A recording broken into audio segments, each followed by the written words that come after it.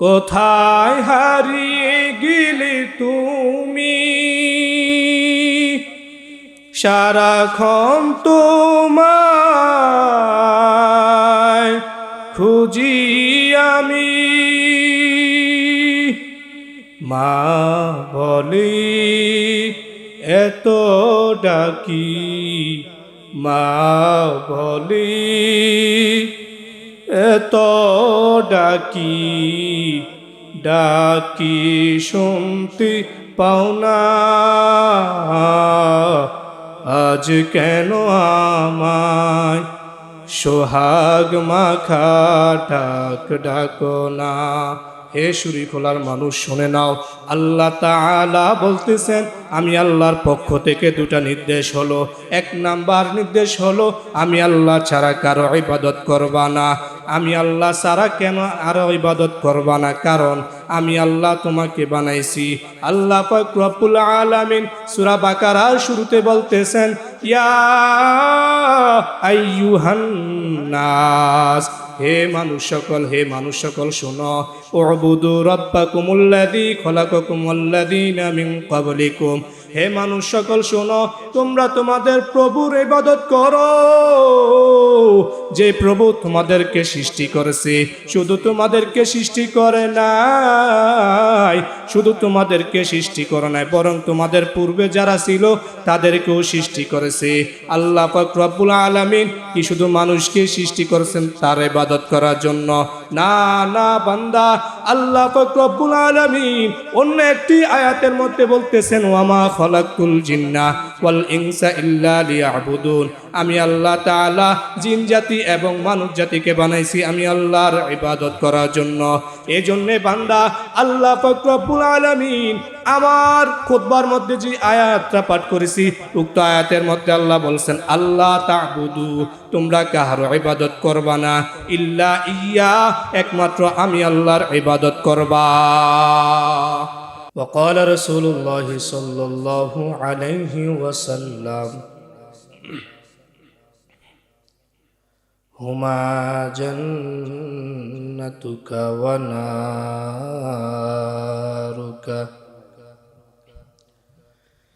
أو كما قال عليه الصلاة والسلام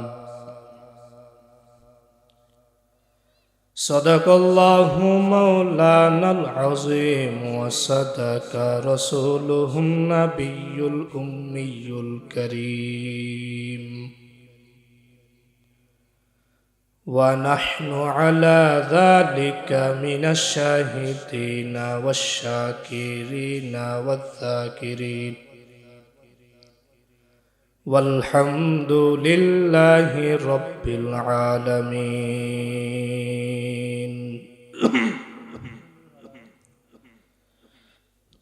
اللهم صل على محمد وعلى آل محمد كما صليت على إبراهيم وعلى آل إبراهيم إنك حميد مجيد اللهم بارك على محمد وعلى آل محمد كما باركت على إبراهيم وعلى آل إبراهيم إنك حميد مجيد سبحانك لا علم لنا إلا ما علمتنا إنك أنت العليم الحكيم ربي زدني علما ربي زدني علما ربي زدني علما ربي اشرح لي صدري ويسر لي أمري واحلل عقدة من لساني يفقه قولي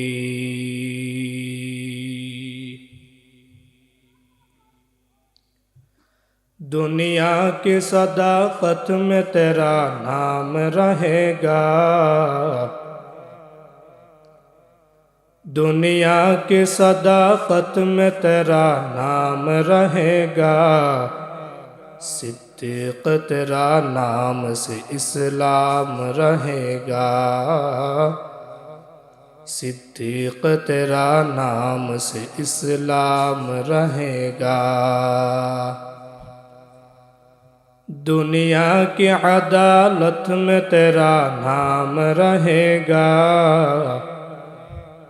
दुनिया की अदालत में तेरा नाम रहेगा, फारूक तेरा नाम से इस्लाम रहेगा, फारूक तेरा नाम से इस्लाम रहेगा। दुनिया की हयाओं में तेरा नाम रहेगा, दुनिया की हयाओं में तेरा नाम रहेगा, उस्मान तेरा नाम से इस्लाम रहेगा, उस्मान तेरा नाम से इस्लाम रहेगा। दुनिया की शुजाअत में तेरा नाम रहेगा, अली तेरा नाम से इस्लाम रहेगा, अली तेरा नाम से इस्लाम रहेगा। अल्हम्दुलिल्लाह अहकामुल हाकिमीन अल्लाह पाक रब्बुल आलामीन তিনার শাহী দরবারে শুকরিয়া তানা হিসাবে আদায় করি যে মহান রব্বুল আলামিন আপনাকে আমাকে অতি দয়া করে মায়া করে শরীফুল্লাহ বাইতুন নূর জামে মসজিদে উদ্যোগে যেই বার্ষিক ওয়াজ ও দোয়ার মাহফিল আয়োজন করা হয়েছে, উক্ত আয়োজনে আসার এবং বসবার তৌফিক দান করেছেন।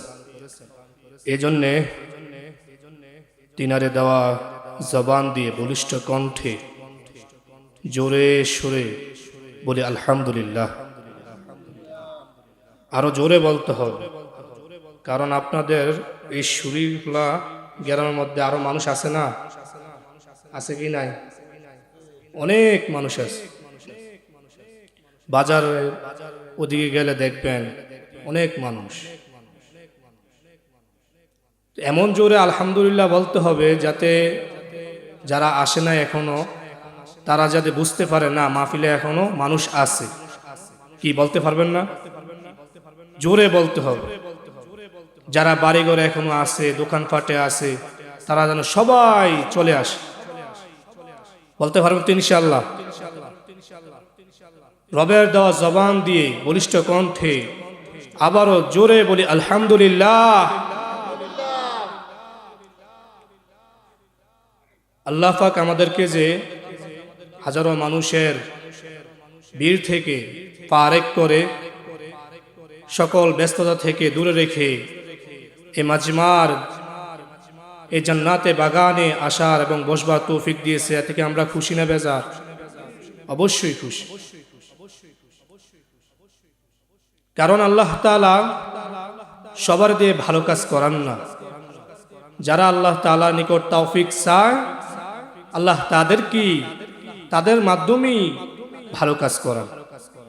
কি ঠিক না? আমরা ভালো নিয়ত করেছি বিদায় আমরা আসতে পারছি, তারা ভালো নিয়ত করতে পারে না বিদায় তারা আসতে পারেন। তো প্রিয় উপস্থিতি, সময় সংক্ষিপ্ত, মুক্তাসার কিছু কথা বলার নিয়তে দোয়া চার উদ্দেশ্যে আপনাদের সম্মুখে ছোট্ট একটি আয়াত পাঠ করেছি। বনী ইসরাইলের 23 এবং 23 নম্বর আয়াতের প্রথম দিয়ে অংশটা আমি আপনাদের সম্মুখে পাঠ করেছি। সংক্ষিপ্ত কথা হবে। উক্ত আয়াতে আল্লাহ তাআলা বলতেছেন, وَقَضَى رَبُّكَ أَلَّا تَعْبُدُوا إِلَّا إِيَّاهُ وَبِالْوَالِدَيْنِ إِحْسَانًا। আল্লাহ পাক রব্বুল আলামিন এই আয়াতের মধ্যে বলতেছেন, তোমাদের রবের পক্ষ থেকে ঘোষণা হয়েছে যে, নির্দেশ হয়েছে যে তোমরা আল্লাহ ছাড়া কাহারও ইবাদত করবা না, ওয়াবিল ওয়ালিদাইনি ইহসানা, এবং তোমরা মা বাবার উপরে ইহসান করবা। মা বাবার উপরে ইহসান করলে কি ফায়দা, কি লাভ, অনেক হাদিস আছে, অনেক আয়াত আছে। এর মধ্যে থেকে একটি হাদিস পাঠ করছি, সংক্ষিপ্ত যেহেতু সময়, তো সংক্ষিপ্ত একটা ছোট্ট একটা হাদিস পাঠ করছি। হাদিসের মধ্যে পয়গম্বর বলেন, হুমান জান্নাতুকা ওয়া নারুকা। মূল পয়েন্টে আমি বলে দিচ্ছি যে হুমা জান্নাতুকা ওয়া নারুকা, তোমার মা বাবা তোমার জন্য জান্নাত, আবার এই তোমার মা বাবা তোমার জন্য জাহান্নাম। প্রথম নির্দেশটা দিলেন, প্রথম আদেশটা দিলেন যে তোমরা তোমাদের প্রভু ব্যতীত কাহার ইবাদত করবা না, আর দ্বিতীয় হলো তোমরা তোমাদের মা বাবার উপর ইহসান করো। নবী বলতেছেন তোমরা যদি তোমার মা বাবার পরিপূর্ণভাবে খেদমত করতে পারো, তাহলে এই মা বাবার মাধ্যমেই তোমরা জান্নাত হাসিল করতে পারবে। কারণ হুমা জান্নাতুকা ওয়া নারুকা, তোমার মা বাবা তোমার জন্য জান্নাত, আবার তোমার মা বাবা তোমার জন্য জাহান্নাম। তো এই কথাটা, এই আলোচনার মধ্যে যাওয়ার আগেই ভূমিকা স্বরূপ সংক্ষিপ্ত কিছু কথা বলি। সেটা হলো আল্লাহ তাআলা নিজে বানানোর পর বান্দাদেরকে এই দুনিয়াতে যখন প্রেরণ করবেন, তখন তিনি কি করছেন? মা বাবার মাধ্যমে প্রেরণ করছেন। নাকি আমরা এইভাবে চলে আসছি? মা বাবার মাধ্যমে আসছি না? মা বাবা মাধ্যমে আমরা আসতে পারছি। এই মা কত কষ্ট করেছে আপনার আমার জন্য, 10 মাস 10 দিন গর্ভধারণ করছে। এই গর্ভধারণ অবস্থায়, গর্ভবতী অবস্থায় সে পাশের বাড়িতে অনেক বড় আয়োজন, সেখানে যাইতে পারে না। কারণ তার একটাই মাকসাদ যে আমার সন্তান কষ্ট পাবে, এই জন্য সে যায় না। এই সন্তানের জন্য অনেক স্যাক্রিফাইস করে। এখানে আমরা যারা আছি সবার মা বাবা আসেনি, অনেকের মা বাবা নাই। মা নাই কার? সায়াতুলিত কার কার মা নাই? মার কথা মনে পড়েনি। মা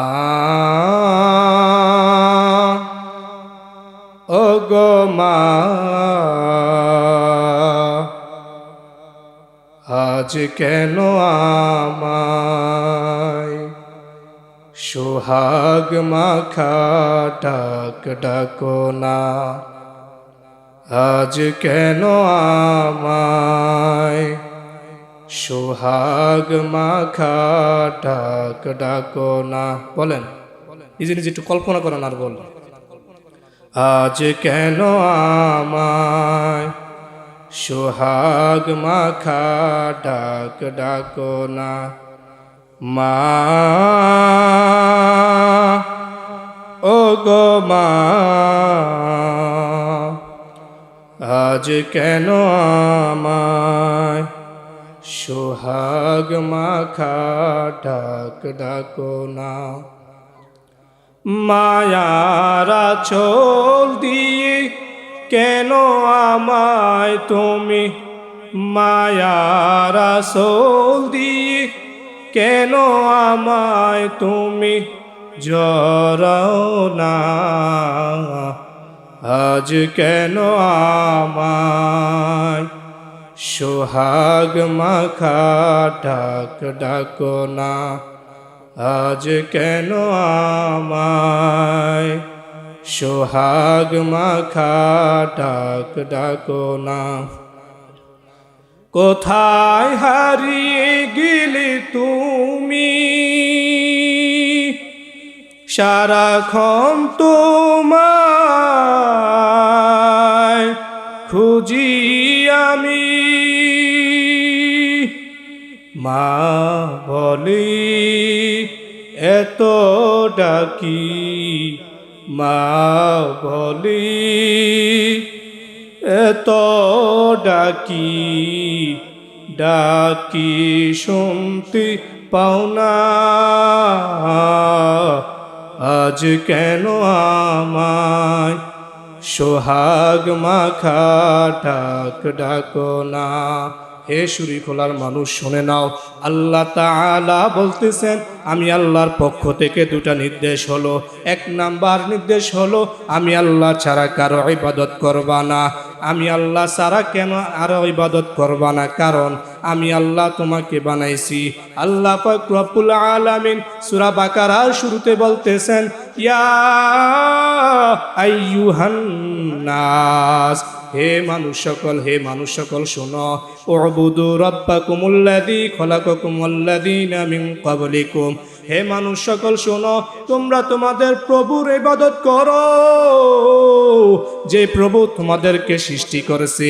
শুধু তোমাদেরকে সৃষ্টি করে নাই, শুধু তোমাদেরকে সৃষ্টি করে নাই, বরং তোমাদের পূর্বে যারা ছিল তাদেরকেও সৃষ্টি করেছে। আল্লাহ পাক রব্বুল আলামিন কি শুধু মানুষকে সৃষ্টি করেছেন তার ইবাদত করার জন্য? না না বান্দা, আল্লাহ পাক রব্বুল আলামিন অন্য একটি আয়াতের মধ্যে বলতেছেন, ওয়ামা খলাকুল জিন্না ওয়াল ইনসা ইল্লা লিয়াবুদুন, আমি আল্লাহ তাআলা জিন জাতি এবং মানুষ জাতিকে বানাইছি আমি আল্লাহর ইবাদত করার জন্য।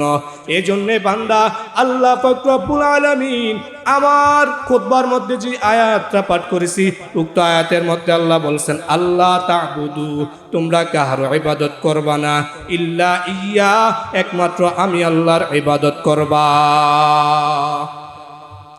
এক নাম্বার আদেশ হলো, হে বান্দারা, আমি আল্লাহর ইবাদত করবি, আর কারো ইবাদত করবি না।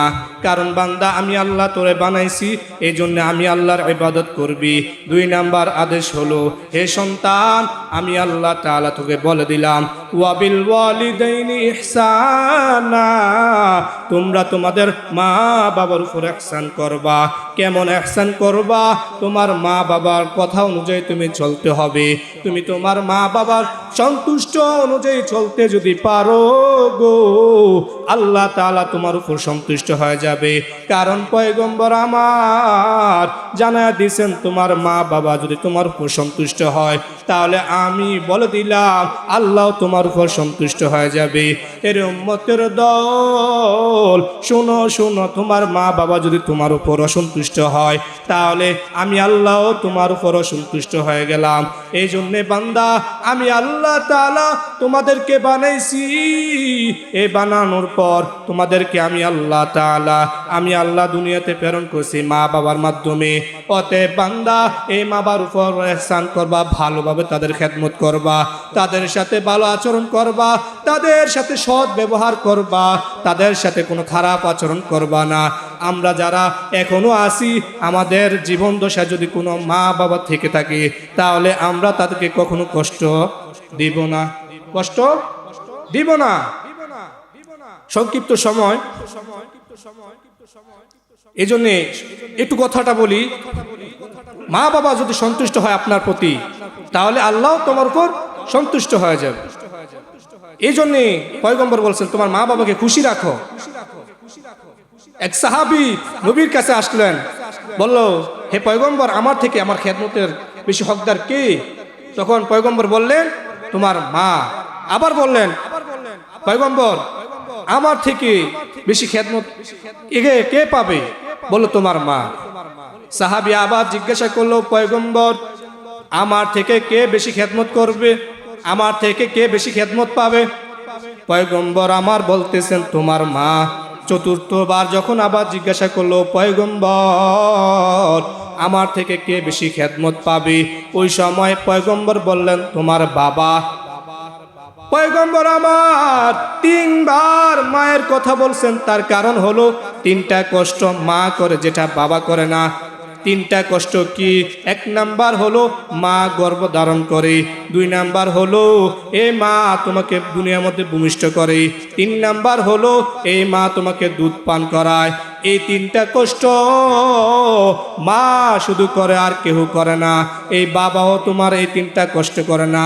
চতুর্থবারের সময় বাবা বলার কারণ হলো, এই বাবা তোমার জন্য অনেক কষ্ট করে, মেহনত করে, রোদে পড়ে বৃষ্টিতে ভিজে তোমার জন্য অনেক কষ্ট করে। এই জন্যে পয়গম্বর আমার বলছেন, এই মা বাবার উপর তোমরা ইহসান করো। তোমার মা বাবা যদি তোমার উপর সন্তুষ্ট হয়ে যায়, আল্লাহ তাআলাও তোমার উপর সন্তুষ্ট হয়ে যাবে। হুমা নারুকা ওয়া জান্নাতুকা, আল্লাহ যদি সন্তুষ্ট হয় তোমাকে জান্নাত দিয়ে দিবা। তাহলে মূল পয়েন্ট হলো, মা বাবাকে সন্তুষ্ট করলেই তুমি জান্নাতে যাইতে পারবা। আর মা বাবা যদি অসন্তুষ্ট হয়ে যায়, তাহলে তুমি আর তোমার ঠিকানা হবে জাহান্নাম।